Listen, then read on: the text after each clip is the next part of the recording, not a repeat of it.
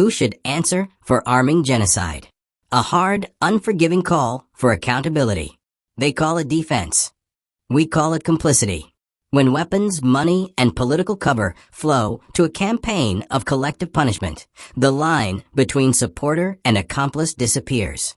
The people who supply the guns, bankroll the bombs, and cloak the killers with diplomatic immunity must not be allowed to hide behind realpolitik or strategic partnerships.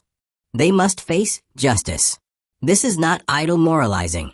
It is a legal and political demand. Recent months have seen complaints filed with the International Criminal Court accusing government leaders and officials of complicity for supplying lethal material used in the Gaza campaign. One high-profile case. A complaint was lodged naming Italy's prime minister and senior ministers over alleged complicity through arms supply. Reporting shows that complaints and petitions seeking ICC scrutiny are multiplying as evidence of civilian devastation in Gaza mounts. Let's be blunt about who we're talking about.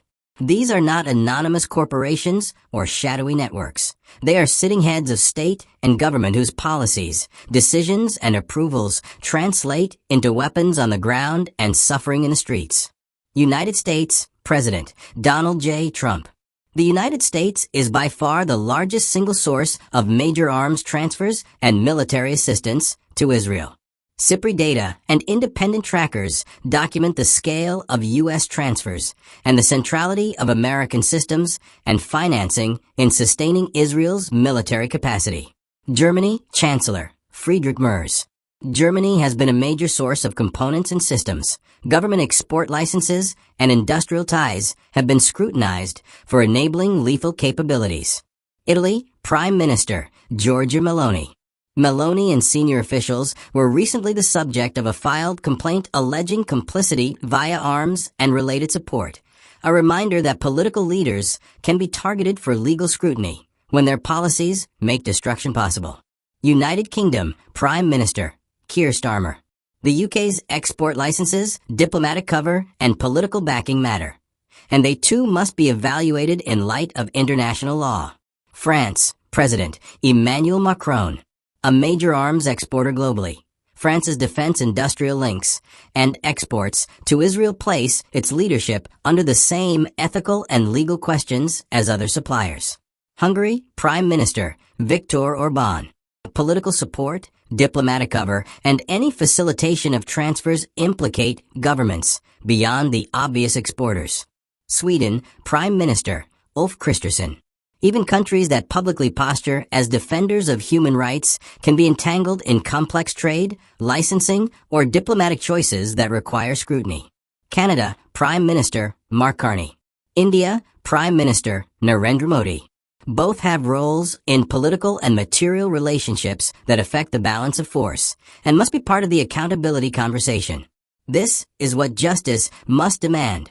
Independent, impartial investigations, not diplomatic PR efforts. States and international bodies must support investigations into whether transfers, funding decisions, or political direction amounted to aiding, abetting, or facilitating crimes under the Rome Statute, including war crimes and, where applicable, genocide. The ICC and other adjudicative bodies exist for this reason. Petitions and complaints must be taken seriously and transparently. Immediate suspensions and arms control measures. Any credible evidence that weapons or dual-use technologies are being used to commit serious violations must trigger an immediate freeze on related exports, transfers, and financing until investigations conclude. Data from arms transfer trackers like SIPRI show how concentrated supply lines are. Those lines must be cut when abuse is credible. Targeted political and financial consequences, sanctions, asset freezes, and travel bans against individuals and entities proven to have materially supported crimes against civilians. Accountability must be personal as well as institutional. Civil society and survivor access. Victims and witnesses must be protected and supported to participate in truth-seeking and prosecution efforts. Lawsuits, complaints, and public petitions must be amplified, not criminalized. A reframe of national interest. Geopolitics cannot be a license to abet atrocity. Democracies that trumpet human rights must act when their policies and exports contradict that rhetoric. To the leaders named above, your signatures on licenses, your approvals for deals, your diplomatic shields, they are not morally neutral. When weapons you enable are used to starve, raise, and exterminate, the world will not look away forever. The law may move slowly, but history and justice move.